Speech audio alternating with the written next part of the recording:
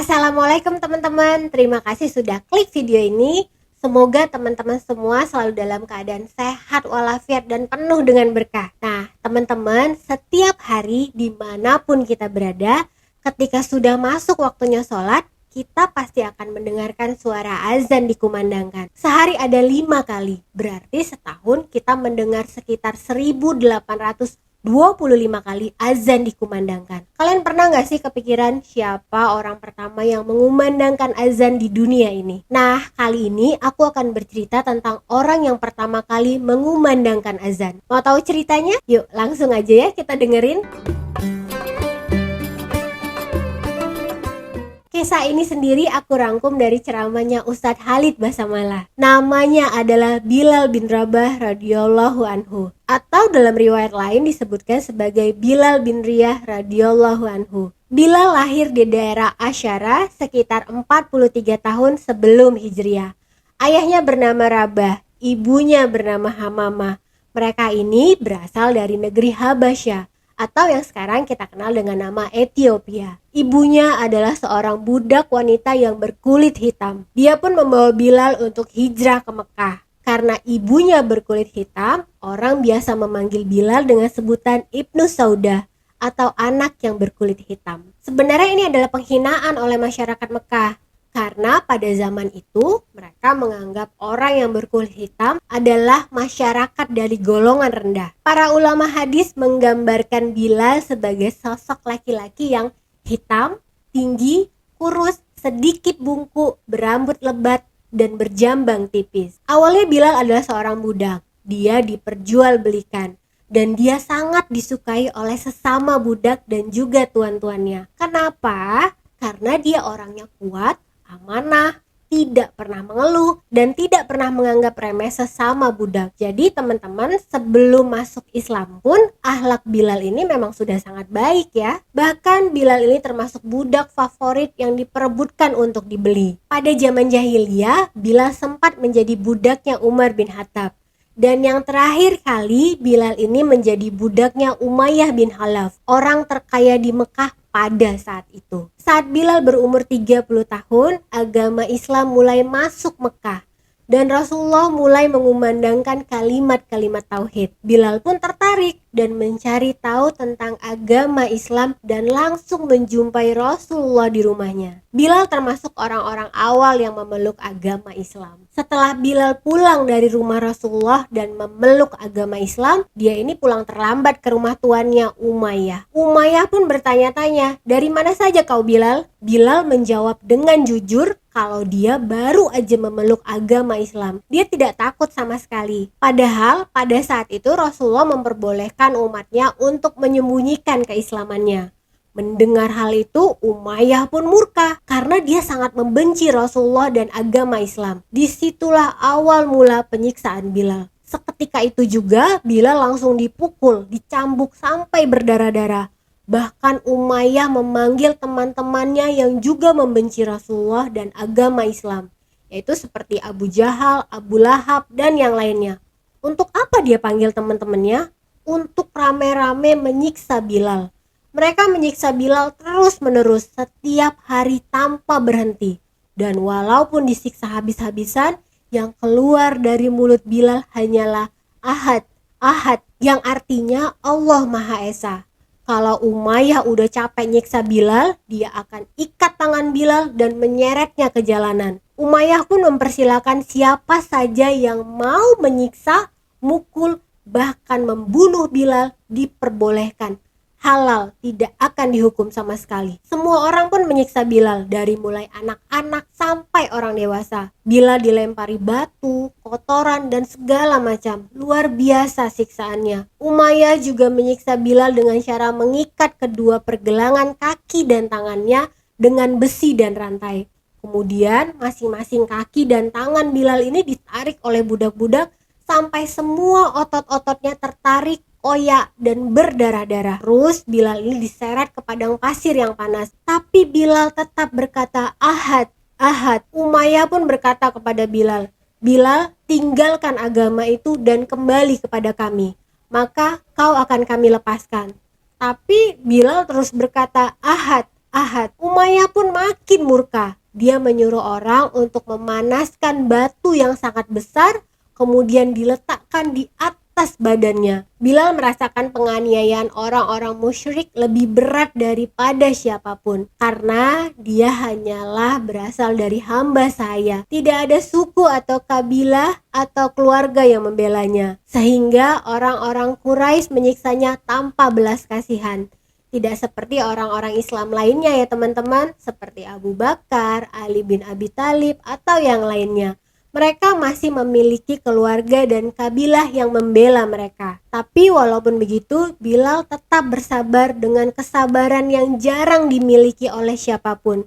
Dia tetap mencintai Allah dan Rasulullah. Suatu hari Abu Bakar mendengar kalau Bilal disiksa habis-habisan oleh Umayyah. Abu Bakar pun bertanya, "Wahai Umayyah, kenapa kau siksa budak ini?" Karena dia meninggalkan agama nenek moyangnya. Tapi dia hanya beriman kepada Allah dan meninggalkan berhala. Tidak ada hakmu Umayyah untuk menyiksanya. Terus Umayyah pun jawab, "Dia kan budak saya, jadi hak saya untuk menyiksanya. Kalau kau mau, silahkan beli dia. Baik, akan saya beli. Berapa akan kau jual?" Umayyah pun menjawab, "Saya akan menjual seharga 1 uqiyah. Baik, saya akan bayar." Lalu Abu Bakar pun memberikan uangnya kepada Umayyah.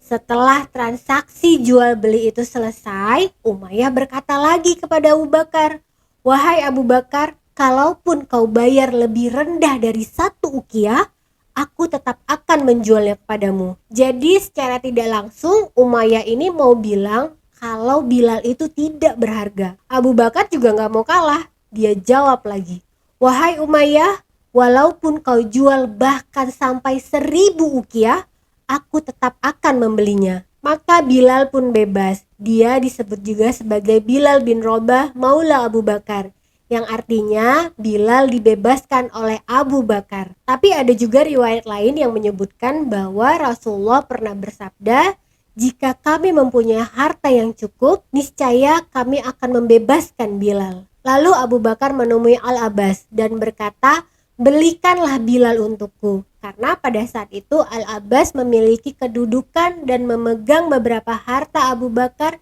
yang dia investasikan. Dalam riwayat lain disebutkan kalau Al-Abbas lah yang membeli Bilal.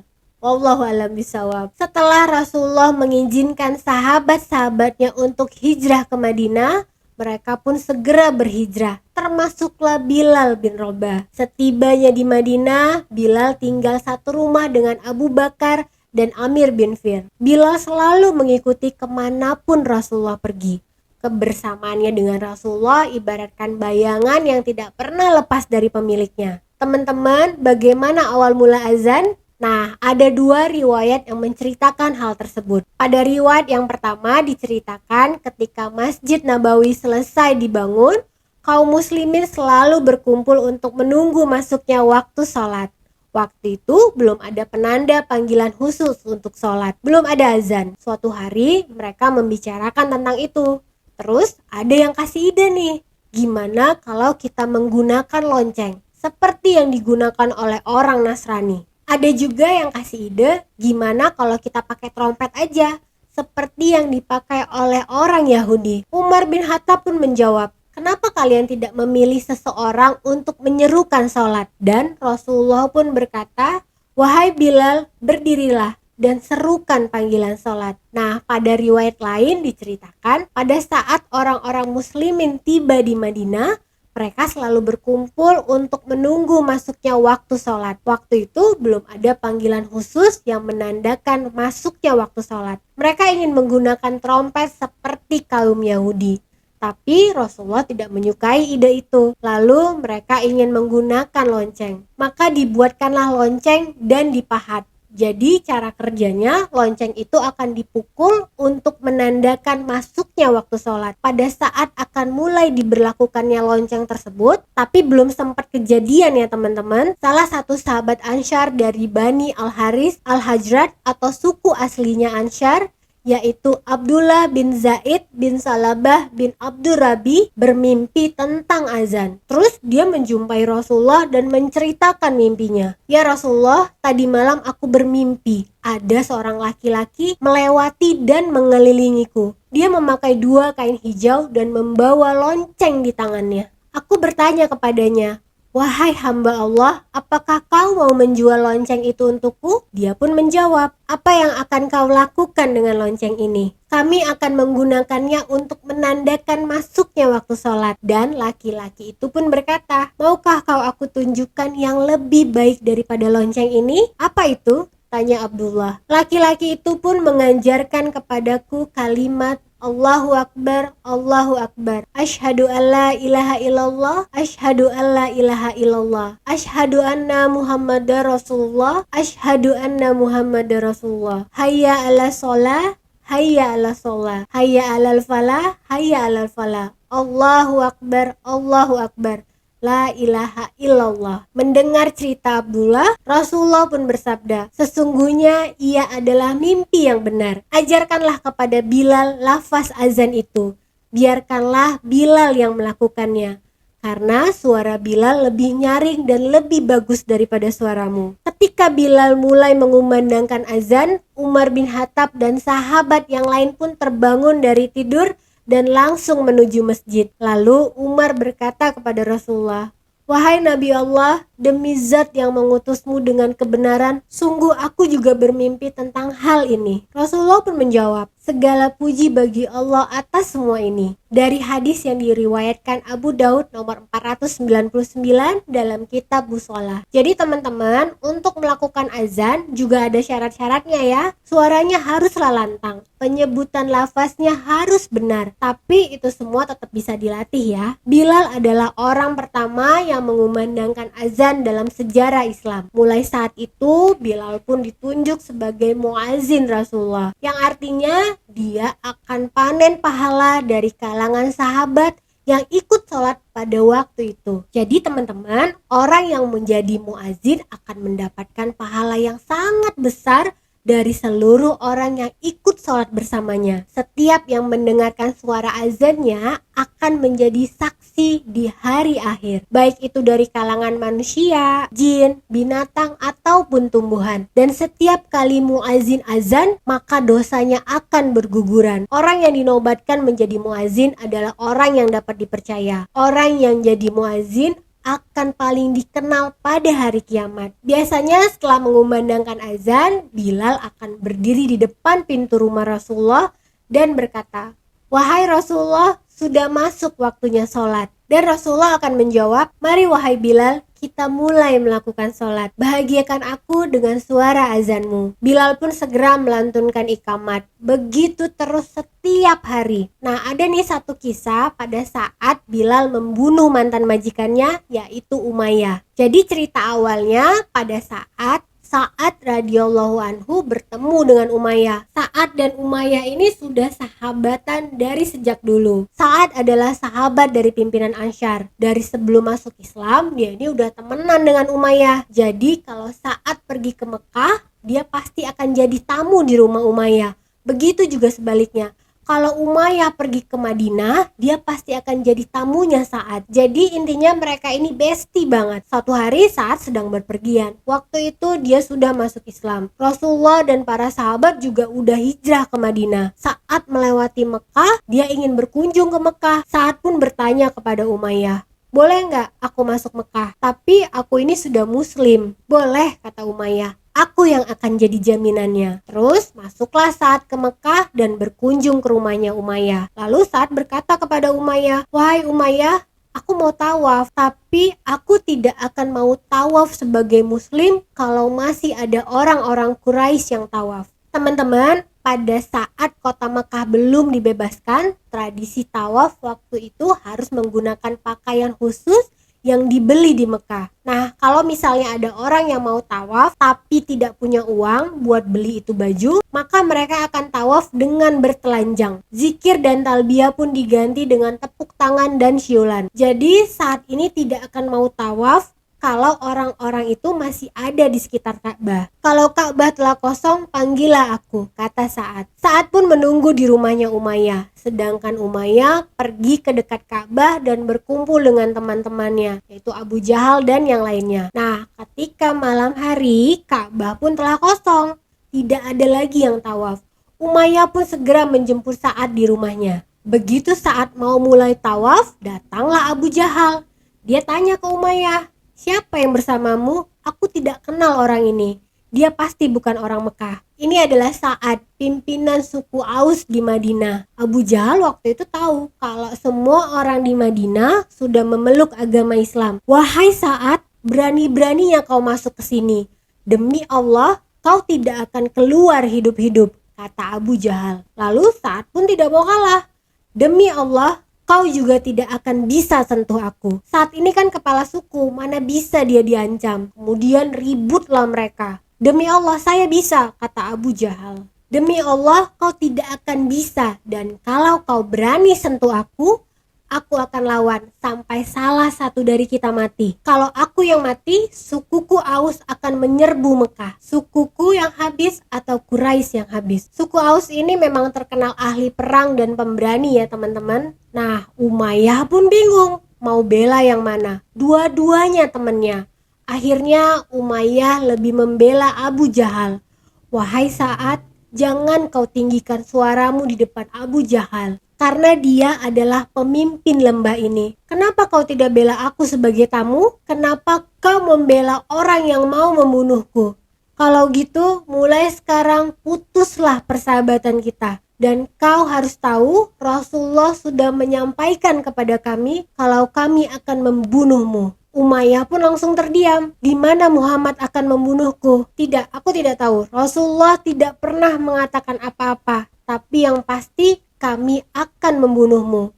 Lalu Umayyah pun berkata, "Demi Allah, Muhammad tidak pernah berdusta." Habis itu Umayyah pun ngelayar pergi pulang ke rumahnya, ninggalin Sa'ad dan Abu Jahal berdua. Sesampainya di rumah, dia pun langsung ngadu ke istrinya. "Kau tahu istriku? Umayyah bilang kalau Muhammad dan pengikutnya akan membunuhku." Teman-teman tahu nggak jawab istrinya apa? "Demi Allah, Muhammad tidak pernah berdusta." Padahal istrinya ini juga kafir. Artinya semua orang tahu kalau Rasulullah tidak pernah berbohong dan selalu menepati janjinya. Tapi kenapa ya mereka tetap tidak mengakui agama Islam? Aneh ya. "Apakah dia kasih tahu di mana mereka akan membunuhmu?" tanya istri Umayyah. "Saat tidak kasih tahu di mana mereka akan membunuhku. Tapi aku berjanji kepadamu, wahai istriku, aku tidak akan meninggalkan Mekah." Nah teman-teman, gimana kelanjutan cerita Sa'ad dan Abu Jahal? Apa mereka jadi berantem? Enggak, si Abu Jahal ini emang pengecut. Begitu cuma tinggal berdua sama Sa'ad, dia pun ikutan pergi. Padahal tadi udah pakai demi Allah segala ya. Katanya pengen bunuh Sa'ad. Malah dia kabur. Abis itu Sa'ad pun kembali pulang ke Madinah. 3 bulan kemudian, saat akan perang Badar dimulai, semua kepala suku Mekah mengumpulkan suku-sukunya, kecuali Umayyah. Padahal sukunya Umayyah ini paling banyak pasukan perangnya, ada sekitar 300 orang. Dia dan pasukannya cuma duduk di depan Ka'bah dan terdiam. Tidak lama kemudian Abu Jahal pun lewat. "Wahai Umayyah, kenapa kau tidak bergerak? Kafilah kita sedang diserang. Kau juga termasuk pemilik harta terbanyak." Umayyah pun menjawab, "Wahai Abu Hakam, kau tidak ingat apa yang Sa'ad bilang? Aku akan dibunuh oleh sahabat-sahabatnya Muhammad." "Bohong itu, kau jangan percaya Umayyah," kata Abu Jahal. "Enggak, saya enggak mau keluar dari Mekah." Abu Jahal pun bingung, karena kalau sampai Umayyah enggak ikut, pengaruhnya lumayan besar. Karena Umayyah punya 300 orang pasukan. Ntar kalau suku lain dengar, bisa-bisa suku lain juga tidak akan ikutan. Abu Jahal ini licik ya teman-teman, dia mau hartanya selamat. Dia pun lalu pulang ke rumahnya. Diambilnya dupa atau wewangian khas perempuan kepunyaan istrinya. Jadi di Mekah kalau lewat orang yang wanginya seperti itu, berarti dia adalah perempuan. Kalau laki-laki yang lewat tapi wanginya seperti itu, berarti dia adalah banci. Abu Jahal pun membawa dupa itu ke dekat Ka'bah lalu memberikannya kepada Umayyah sambil ngomong, nih pakai minyak wanginya. Pokoknya dengan kata lain dia mau ngatain Umayyah pengecut. Kenapa kau berikan aku wewangian perempuan? Kata Umayyah. Ya kau kan emang seperti perempuan, gak mau ikutan perang. Jawab Abu Jahal. Umayyah pun marah. Lalu dia pun pulang ke rumahnya. Dia kasih tahu istrinya kalau dia mau ikutan perang. Tolong siapkan perlengkapan perang. Istrinya pun bingung. Kan kau sudah berjanji tidak akan keluar dari Mekah. Muhammad dan sahabat-sahabatnya akan membunuhmu. Kenapa kau tetap ikut berperang, wahai suamiku? Abu Hakam sudah menghinaku. Dia permalukan aku. Tapi tenang, wahai istriku. Aku hanya akan keluar dari Mekah beberapa langkah aja. Terus nanti aku akan balik lagi. Biar aku tidak diejek oleh mereka, kata Umayyah kepada istrinya. Ada-ada aja ya teman-teman. Oke teman-teman, berhubung kisah Bilal bin Rabah ini lumayan panjang, makanya video ini aku bagi menjadi 2 part ya. Jangan lupa ya untuk nonton part keduanya supaya kalian tahu kelanjutan dari kisahnya. Sekian dulu cerita dari aku. Semoga cerita ini membawa pelajaran dan manfaat untuk kita semua. Kalau kalian suka ini, jangan lupa subscribe, like, dan share video ini. Dan jangan lupa nyalain notifikasinya ya, biar kalian selalu update kalau aku upload cerita baru lagi. Terima kasih banyak yang sudah menonton video ini. Assalamualaikum warahmatullahi wabarakatuh.